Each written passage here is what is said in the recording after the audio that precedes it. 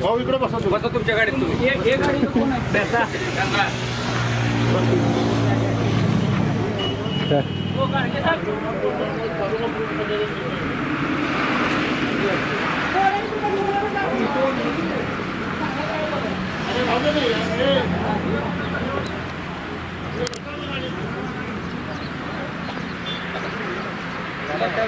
जाते पण महिलाला जास्त पाणी पाठवणाऱ्यामुळे जाऊन आमच्या विनंतीला तातडीने लगेच मान्यता देऊन टँकर उपलब्ध करून मोहोळ तालुक्याची जी ताणलेली जनावरांची किंवा महिलासाठी किंवा बाकीच्या पिण्यासाठी पाण्याचं उपलब्ध करून दिलं. त्यामुळे मोहोळ आणखी मान्य देऊन आणखी जर टंचाई भासली तर टँकर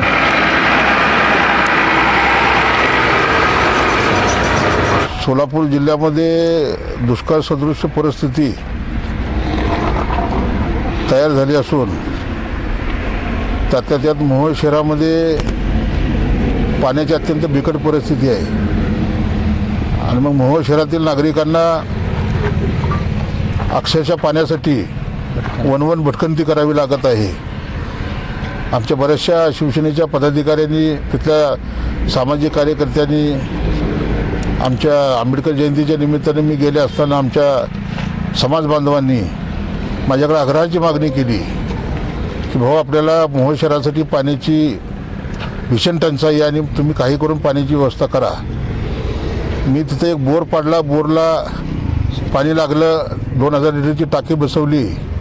माझी सौभाग्यवती तृप्ती खरे आहे तिथं जलपूजन करून आल्या, परंतु तिथेही पाण्याची कमतरता भासू लागली.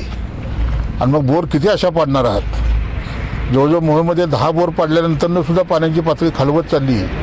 भूजलातच पाणी नाही तर पाणी येणार कसं?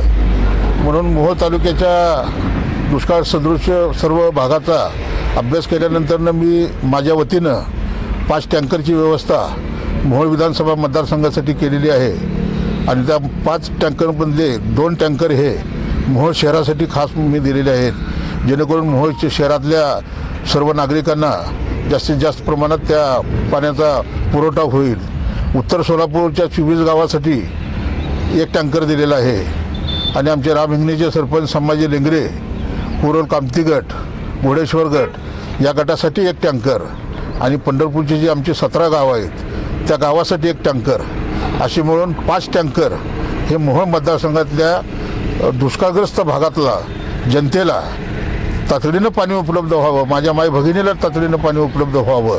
कारण पाण्याची समस्या ही सगळ्यात जास्त महिलांची असते, कारण महिलांना पाणी सर्वात जास्त लागतं. धुणं, भांडी, पिण्याचं पाणी, कपडे.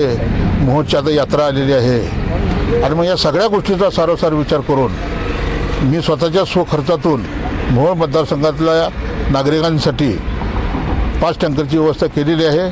आणि जर 5 टँकर कमी पडत असेल तर अजून जर काही टँकर लागले तर अजूनही टँकर देण्याची माझी तयारी आहे. परंतु पहिला टप्पा म्हणून 5 टँकरचा आजपासून चालू झालेला आहे. आज मोहोळ शहरामध्ये पाण्याची खूप टंचाई निर्माण झाली होती, तरी आम्ही समाजसेवक शिवसेनेचे नेते राजभाऊ खरे यांच्याशी संपर्क साधला आणि मोहोळमध्ये पाण्यासाठी खूप लोकांना भटकंती करावी लागत आहे अशी मागणी त्याच्याजवळ केली व त्यानंतर त्यांनी आमच्या विनंतीला मान देऊन मला सांगितलं तुमच्या मोहोळ शहरातले 1-2 नगरसेवक घेऊन या व तुम्हाला मी तात्पुरत्या लगेच टँकरची सोय स्वखर्चातून डिझेलसुद्धा कोणी काय 1 रुपया न देता स्वतःच्या स्वखर्चातून त्यांनी 2 टँकर मोहोळ शहरासाठी दिलेले आहेत आणि भविष्यात अजून काही जरी कमी पडलं तरी मी देण्यासाठी तयार आहे. असा खरोखर समाजसेवक माणूस. पैसा हा सगळ्याजवळ असतो, पण देण्याची दानत्वती राजभाऊ खरेने दाखवली, त्याबद्दल मी मोहोळ शहरातील एक नागरिक म्हणून त्यांचा आभार मानतो.